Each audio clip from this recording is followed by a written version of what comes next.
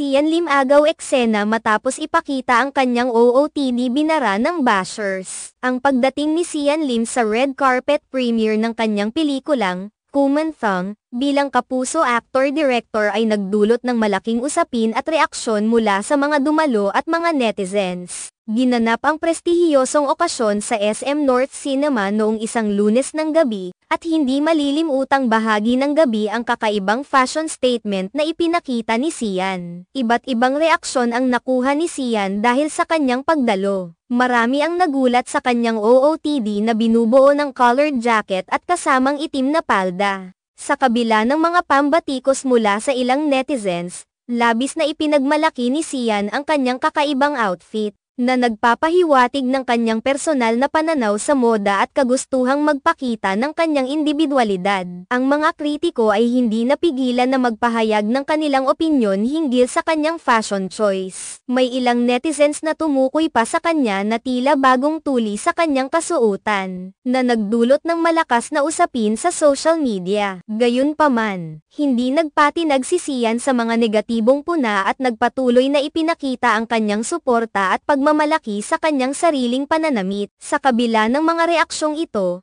patuloy na pinuri ni Sian ang kanyang pelikulang, Kumanthong, na siya mismo ang nagdirek. Binigyang diin niya ang kahalagahan ng proyektong ito sa kanyang karera bilang aktor at direktor sa industriya ng pelikula. Bukod sa kanyang ambisyon bilang isang artistang nais ipakita ang kanyang husay sa likod ng kamera, ipinakita rin niya ang kanyang dedikasyon sa sining ng pelikula. Bukod sa kanyang pagiging aktor at direktor, kilala rin si Sian sa kanyang pagiging mahusay na modelo at inspirasyon sa mga kabataan. Pinapakita niya ang halaga ng pagiging tapat sa kanyang mga pangarap at paninindigan sa kabila ng mga hamon sa industriya ng showbiz. Ang kanyang pagiging totoo sa kanyang sarili at ang pagpapakita ng kanyang unikong estilo sa fashion ay nagbibigay inspirasyon sa mga tagahanga at taga-suporta. Sa pagtatapos, kahit na nasal eye pa ng kritisismo ang kanyang fashion choice sa red carpet premiere ng Kumanthong, nananatiling matibay ang pagmamalaki ni Sian sa kanyang personalidad at kakaibang pananamit. Ipinakita niya ang kahalagahan ng pagiging tapat sa sarili at pagiging bukas sa mga oportunidad na naglalayong mapalago ang kanyang karera at makapag-ambag sa industriya ng pelikula.